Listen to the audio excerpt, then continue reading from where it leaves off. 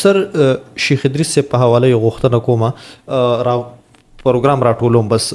دا اخیری یو دوه کوېسچن دي د انټرنیشنل سطح عالمو ټولي مني او یو غیر متنازع شخصیتو او همیشه چې کوم دی خلکو ته قال الله او قال رسول بیان کړي د سیاسي یا نور داسې اختلافات چې سره نو شهید شو تر اوسه پورې قاتلان قدر معلوم هم نشو د مذهبي پارټو حق جوړېدو چې را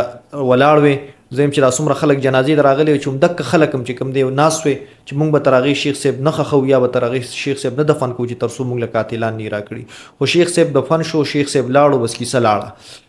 جماعت اسلامي هم یو مذهبي پارټي ده تاسو په دغه حواله باندې سکړی دی یو ډېر افسوسناک خبره ده بالکل ستا کوېشن په ځای دی جی نه صرف د شیخ ادریس صاحب قاتلان معلوم نشو جی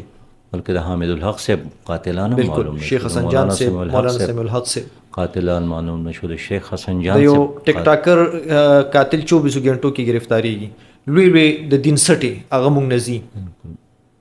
نو خیبر پختونخوا کې ډېر زیات علما کرام شهیدان شو د چام قاتلان در اوسه پورې نه دي گرفتار شوي صحیح او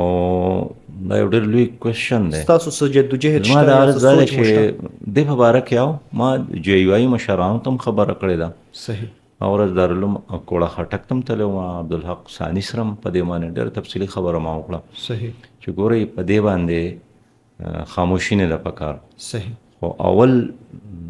سټپ چې کوم دی دا به هغه پارټیالي چې د چا سره د هغې تعلق و یعنې جی یو آی جی پکار دی چې هغوی په دې باندې یو نتیجه خیز جدوجهد شروع کړی وی صحیح او رسمي بیانات یو جلسې دوه دریو په ځای باندې دا د دې خبرې ضرورت و چې پېښور شو که اسلام آباد شو صحیح نه که هغوی ګام اخیستی وی موږ ټول به ورسره ملګرتیا کولی اوس هم دا وایو چې پکار دی چې هغوی مدعیان جوړ شي موږ ټول سره ملګرتیا کوو صحیح او د اردو شعر دی چې شمع محفل ہو کہ تو جب سوز سے خالی رہا تیرے پروانے بھی اس لذت سے بیگانے رہے نو مونږ دا وایو چې په هغې باندې په کار ده چې هغوی یو